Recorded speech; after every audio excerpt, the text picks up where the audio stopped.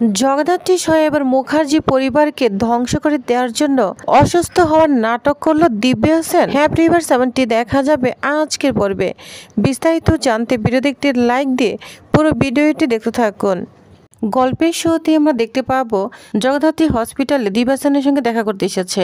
জগদ্ধাত্রী দিব্যা হোসেনকে বলছে, দিব্যা হোসেন কী হয়েছে আপনার? দিব্যা হোসেন শুনতে পাচ্ছেন? কিন্তু সে না শোনার ভান করছে, সে যেন চোখ মিল তাকাতেই পারছে না। তখন স্বয়ম্ভু বলে, কি হয়েছে আপনার? কথা বলছেন না কেন? জেলের ভাতকে আপনার হজম হচ্ছিল না? তখন ডাক্তার বলে, শুনুন, উনি কিন্তু ঘুমের ঘরে রয়েছেন। আমরা একটা ইঞ্জেকশন পুশ করেছি, অতএব আপনারা ওনাকে বাজে কথা বলবেন না, যাতে উনি উত্তেজিত হয়ে পড়ে, তাহলে ওনার শরীরের জন্য ক্ষতি হবে। বাইরে কিন্তু প্রেস মিডিয়া অপেক্ষা করছে, বুঝতে পেরেছেন? জগদ্ধাত্রী আবার ডাকতে থাকে, দিব্যা হোসেন আপনি আমাকে দেখতে পাচ্ছেন? কথা বলুন। তখন ভালো করে চোখ মেলে তাকায় দিব্যা হোসেন, দেখে জাজ সান্যাল। বলছে, জাজ সান্যাল? এটা বলেই চিৎকার করতে থাকে দিব্যা হোসেন। বলছে, ওরা কেন এখানে এসেছে? ওদেরকে চলে যেতে বলুন ডাক্তার, ওদেরকে আমি দেখতে চাই না, এই বলে চিৎকার করতে থাকে।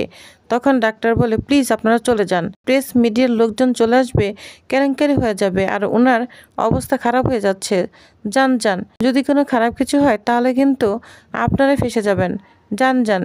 তখন ডাক্তার জগদ্ধাত্রী এবং স্বয়ম্ভুকে বারবার চলে যেতে বলে তখন জগদ্ধাত্রী স্বয়ম্ভুকে নিয়ে ওইখান থেকে চলে যায়। তখন সামনে হোটেল ম্যানেজমেন্ট এসে বলতে থাকে, আমি জানি। জগদ্ধাত্রীকে বলতে থাকে, আমি জানি আপনি কোন ডিপার্টমেন্ট থেকে এসেছেন, কিন্তু আমাদের কিচ্ছু করার নেই, উনি এখন আমাদের একজন পেশেন্ট। তখন জগদ্ধাত্রী বলে, আচ্ছা ওনার আত্মীয় স্বজন বা কাউকে খবর দিয়েছেন? কেউ এসেছিল? তখন বলে, না এখনো কেউ আসেনি, তবে আত্মীয় স্বজন, ওনার অফিসের লোকজন সবাইকে খবর দেওয়া হয়েছে।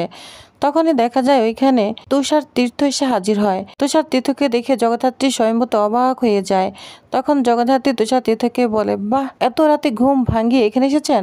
তখন তুষার তীর্থ বলে, আপনি যদি আপনার মেয়ের বিয়ে বাদ দিয়ে এখানে আসতে পারেন, তাহলে আমি কেন আসতে পারবো না? দিব্যা হোসেন নামটি আপনার এবং আমার দুজনের কাছেই তো অনেক ইম্পর্টেন্ট, তাই না? আমি এসেছি, ওনার সাথে আমি দীর্ঘদিন ধরে কাজ করেছি, আমিও ওনার শুভাকাঙ্ক্ষী, আর তাছাড়া আমাদের দুজনের মধ্যে ব্যক্তিগত সম্পর্ক রয়েছে, সেজন্য এসেছি। আমাকেই বা কেন ধরছেন?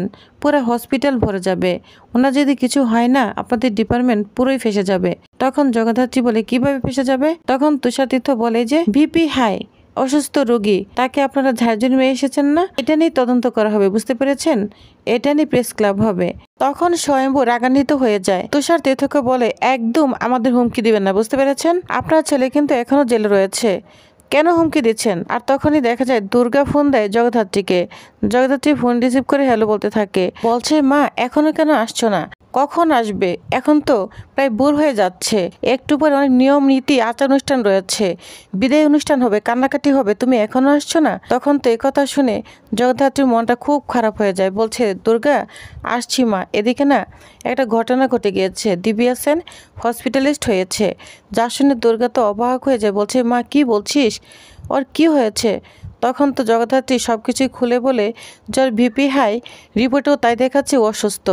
তখন দুর্গা বলে, মা ও কিন্তু অনেক ছকবাজ আছে, বুঝতে পেরেছ? আর তাড়াতাড়ি ফিরে আসো, একটু পরেই তো চলে যাব, তোমাকে ছাড়া তো আর ভালো লাগছে না, তাড়াতাড়ি আসো। তখন এটা বলে দুর্গা ফোন রেখে দেয়। এদিকে জগদ্ধাত্রী দুর্গার কথা মনে করে অনেক কষ্ট পেতে থাকে। অন্যদিকে দেখা যায় দুর্গা পুরা বাড়িঘর মাতি রেখেছে, চিৎকার করছে ঠাম্মি বলে। তখনই বৈদেহী আসলে বৈদেহীকে নিয়ে নাজেহাল অবস্থা শুরু করে দেয়। বলছে, ঠাম্মি এদিকে এসো, যাও রান্নাঘরে যাও। তখন বৈদেহী বলে, রান্নাঘর মানে কি বলছো? আমি সারা রাত ঘুমাইনি, আমি ঘুমোতে যাব, আমাকে ঘুমোতে দাও। তখন দুর্গা বলে, আজকে না কোনো ঘুম হবে না, বুঝতে পেরেছো? সবাইকে জাগতে হবে, যাও নতুন জামার জন্য ফুলকো ফুলকো লুচি আর কাশ্মীরি আলুর দম, সাথে মিষ্টি, আর খাওয়া হয়ে গেলে 1 কাপ গরম চা, যাও যাও তাড়াতাড়ি যাও, বানাতে থাকো। তখন বলে, এই তুমি কি এখন তোমার শ্বশুরবাড়ি নিয়েও আমাকে কাজের মানুষ বানাবে নাকি? তখন বলে, ছি ছি, তুমি আমার শ্বশুরবাড়ির কাজের মানুষ হবে কেন? তুমি তো আমার ঠাম্মি। এটা বলে মজা করতে থাকে বৈদেহীর সঙ্গে। তখন বৈদেহী বলে, আমি কিছুতেই পারবো না।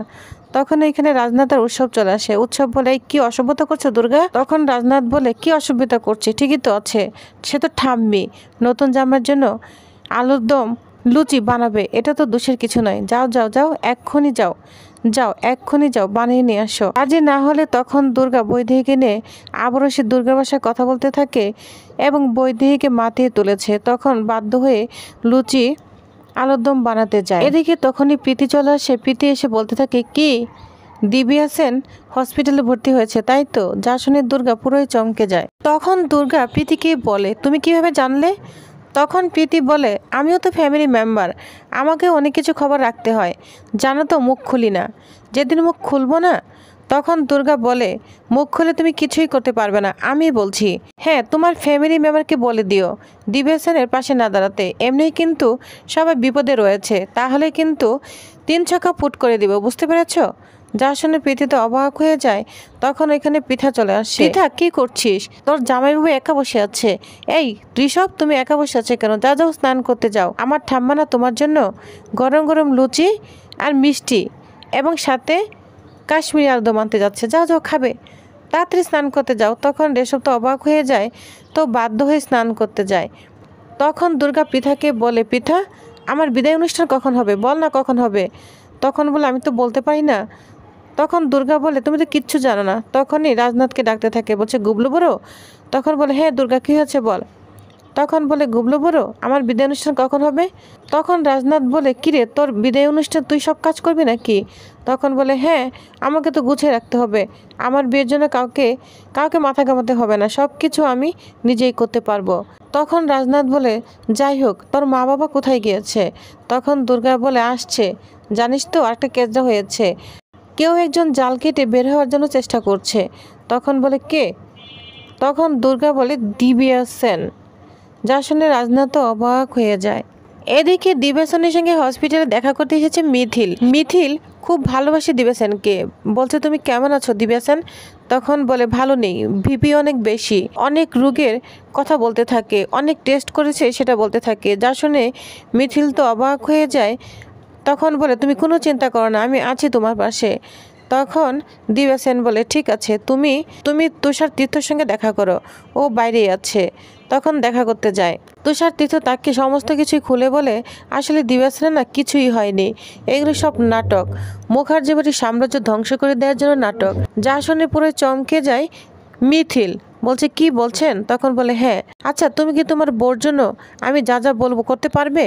তখন বলে, আমি আমার বউর জন্য সব কিছু করতে পারবো, বলুন আপনি। তখন তাকে কি কি করতে হবে হসপিটাল থেকে দিব্যা সেনকে বের করে নেওয়ার জন্য সমস্ত প্ল্যান খুলে বলতে থাকে। যা শুনে অবাক হয়ে যায় মিথিল। তখন বলে, আচ্ছা, আমি যে সিসি ক্যামেরা অফ করব, আমাকে কে সাহায্য করবে? তখন পাশের দরজায় বেদবসু ওয়ার্ড বয় সেজে দাঁড়িয়ে আছে। তখন বেদবসুকে দেখাতে থাকে।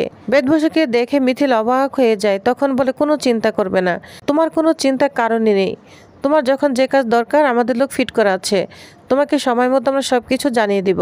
তখন মিথিল রাজি হয়ে যায়।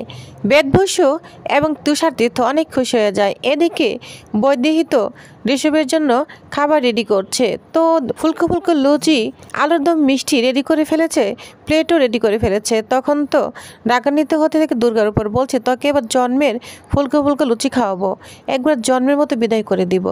তখন এখানে রাজনাথ চলে আসে। রাজনাথ তো এসব দেখে খুব খুশি হয়ে যায়, তার সঙ্গে মজা করতে থাকে। তখন বৈদেহী বলে, একদম লেগ পুল করার চেষ্টা করবে না, তোমরা আমার সঙ্গে মজা করেছো, আমরা বুঝতে পারিনি এত বড় নাটক করেছো। তখন রাজনাথ বলে, ভুল করেছো, আমি করিনি, যেই মুখার্জি পরিবারকে একদম নিজের বুদ্ধি দিয়ে কন্ট্রোল রেখেছে সেই করেছে কৌশিকী মুখার্জি। তোমরা কি কখনো এই কৌশিকী মুখার্জি 6 সেন্স বুদ্ধির সাথে পেরে উঠবে? যা শুনে তো বৈদি পুরোই অবাক হয়ে যায়। তো প্রিয়ভার্স, তাহলে নেক্সট আকর্ষণীয় পর্বে কি হতে চলেছে? জগদ্ধাত্রী কি ধরতে পারবে দিব্যা সেন সম্পূর্ণ নাটক করছে, সে কোনো অসুস্থ নয়? তো কি হতে চলেছে জানতে অবশ্যই আমার সাথেই থাকুন। ধন্যবাদ।